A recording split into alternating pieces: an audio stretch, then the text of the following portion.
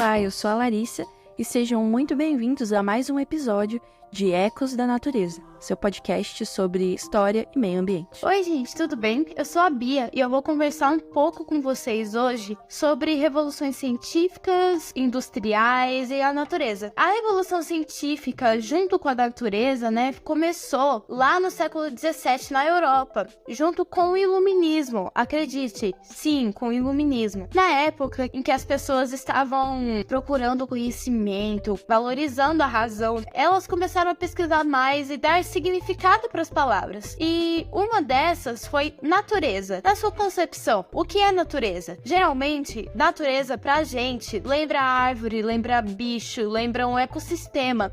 Mas vocês sabiam que a natureza pode ser muito mais que isso? A natureza pode ser o universo, pode ser entre outras coisas.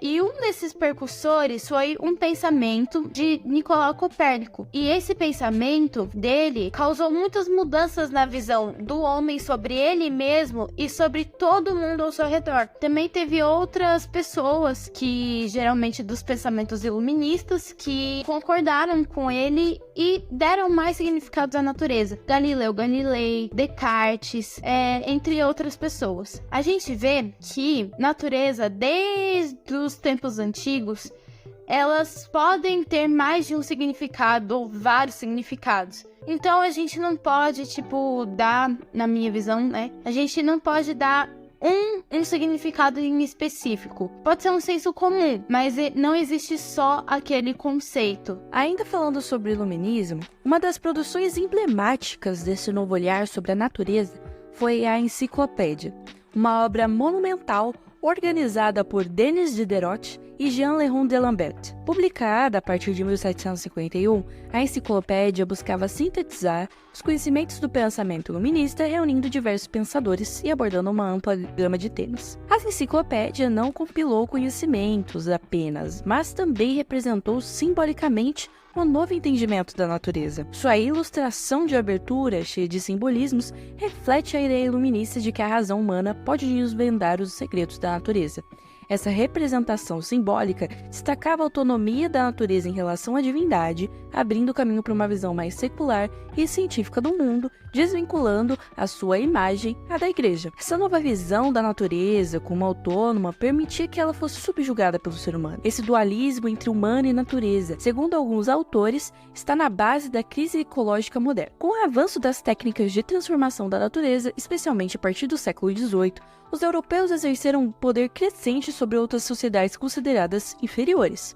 Essas ideias, inicialmente circulando em círculos intelectuais restritos, gradualmente alcançaram um público mais amplo por meio de publicações e discussões em espaços públicos. A partir do século XVIII, não apenas as discussões filosóficas, mas também os avanços técnicos possibilitaram intervenções cada vez maiores na natureza, alterando significativamente o meio ambiente. Estudos em história ambiental não fazem um julgamento unicamente negativo nas intervenções humanas sobre a natureza. Reconhecem-se os avanços e os benefícios proporcionados pelo desenvolvimento tecnológico, mas também alertam para os impactos negativos e as consequências não previstas dessas intervenções. A compreensão dessas interações complexas entre o ser humano e a natureza é essencial para a construção de um futuro mais sustentável e equilibrado. Oi, gente, sou eu de novo, tudo bem?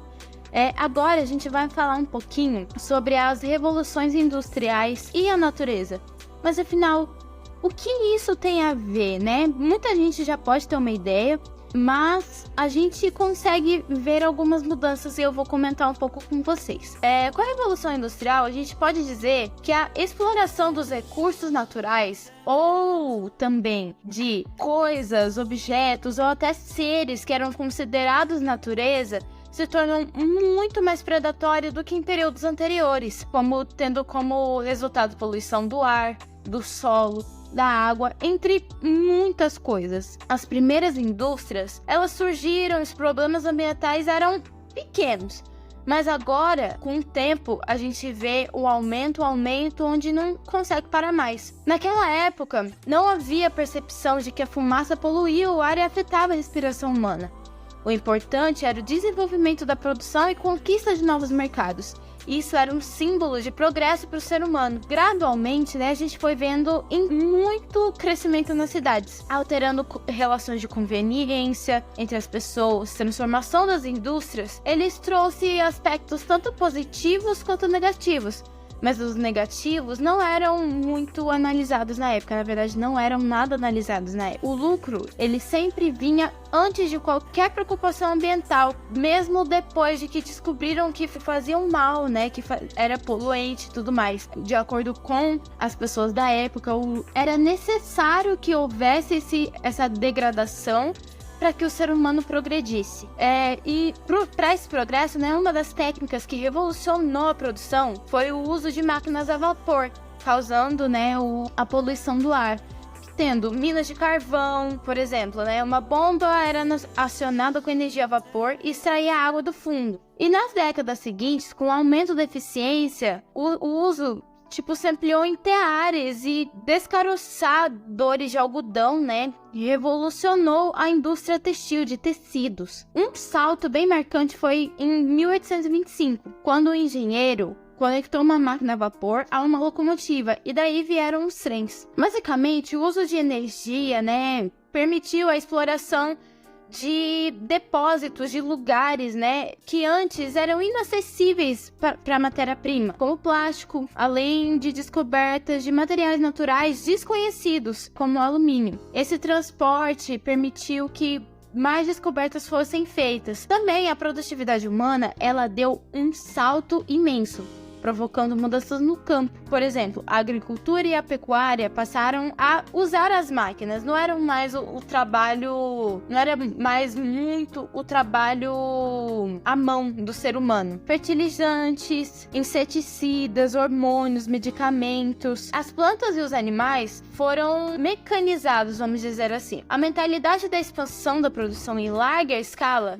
se transformou num nível assim dominante. Até a década de 60, a dominação da natureza era sem preocupações com o impacto sobre o ambiente. Não era uma questão a se discutir. Esse assunto só começou pois que viram que realmente estava fazendo um estrago muito grande. Essa mentalidade, esse começo de discussão sobre se faz mal a gente, se faz mal à natureza, progrediu para estudos sobre os efeitos da produção ilimitada e das formas de vida urbana sobre o ambiente.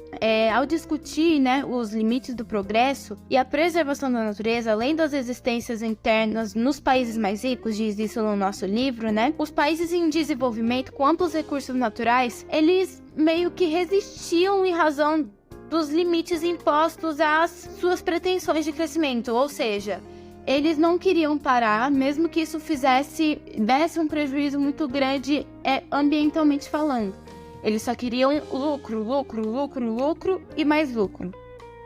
Atualmente, acadêmicos investigam como diferentes sociedades ao longo do tempo foram influenciadas pelo ambiente e como suas ações moldaram o mundo ao seu redor. Agora, vamos falar um pouco sobre o Mediterrâneo de Balda e o papel do ambiente na história. O renomado historiador Fernand Braudel destacou a importância do ambiente em sua obra seminal, O Mediterrâneo e o Mundo Mediterrâneo na época de Felipe II. Braudel demonstrou como as paisagens e as condições climáticas influenciaram profundamente a história dos povos do século XVI. Outros historiadores também exploraram as conexões entre epidemias, condições climáticas e crises econômicas, mostrando como eventos ambientais moldaram processos demográficos, migrações e tensões sociais ao longo da história. Agora falando um pouco de desenvolvimento urbano e engenharia ambiental. Nas sociedades urbanas modernas, podemos analisar o desenvolvimento dos sistemas de água e esgoto como reflexo das necessidades e preocupações ambientais. As grandes obras de engenharia do século XX